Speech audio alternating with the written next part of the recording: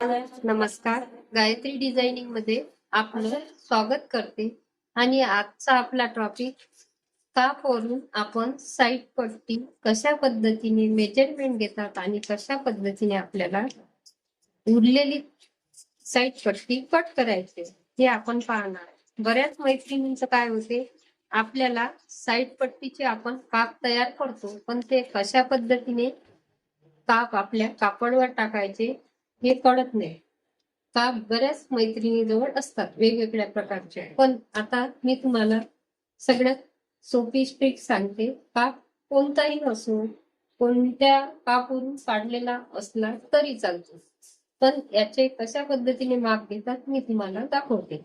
आपल्याला या कापवरून 3 मापे घ्यायची असतात.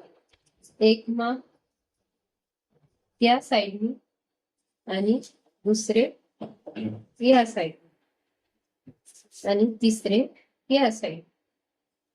आता आपण 1 नंबरचं माप पाहू. आता 1 नंबरचं साईड पट्टी माप म्हणजे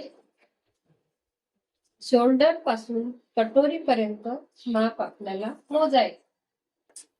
शोल्डर पासून कटोरी पर्यंत बघा तुम्ही 4 इंच 1 पॉइंट एवढा आहे. आपल्याला हे माप इथं अर्धा इंच शिलाई घ्यायची. शिलाई मार्जिन तुमची कमी जास्त घेऊ शकता तुमच्या मार्जिन नुसार. तर आपण मी अर्धा इंचाची शिलाई मार्जिन देते, म्हणजे 4.5 इंच 1 पॉइंट. हे बघा, अशा पद्धतीने आपण काप तयार केला. 1 पॉइंट आपला जास्त आला. आता 2 नंबरचे माप. 2 नंबरचे माप कटोरीवर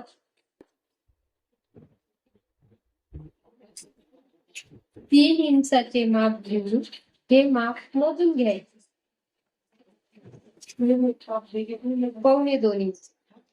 इथं पण आपल्याला शिलाई मार्जिन साठी तुमच्या पद्धतीने ठेवायचे. 1.25 प्लस अर्धा इंच म्हणजे 2.25 इंच. एवढं माप आपल्याला कट करायचं. आता साईडचं माप. साईडचं माप बरोबर जिथून बाही लावतो तिथून खाली क्रॉस पट्टी पर्यंत.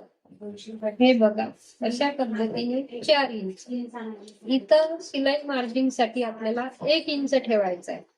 इथं अर्धा ठेवलो, इथं अर्धा ठेवलं, पण इथं 1 इंच ठेवायचं आहे, कारण इथं अर्ध्या इंचाची मार्जिन जाते आणि इथं अर्ध्या इंचाची मार्जिन जाते, म्हणून आपण इथं 5 इंचाची शिलाई मार्जिन ठेवतो, जास्त घेतो. आता आपल्याला हे माप कट करायचं आहे अशा पद्धतीने. अगदी 1 पॉइंटचं कट करायचं.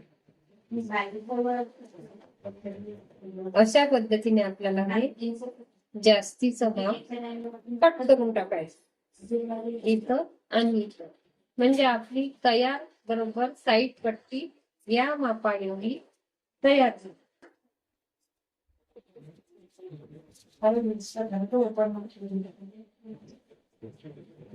या मापाचा एवढी बरोबर साईड पट्टी तयार होती. बाकी फिटिंग मध्ये करायची. तर अशाच मी तुम्हाला वेगवेगळ्या टिप्स नेहमी सांगत असते. तर तुम्ही माझ्या चॅनलला लाईक करा, कमेंट करा, म्हणजे कमेंट करून मला पण कळेल तुम्हाला माझे किती कशा पद्धतीने समजते ते. तर बाय.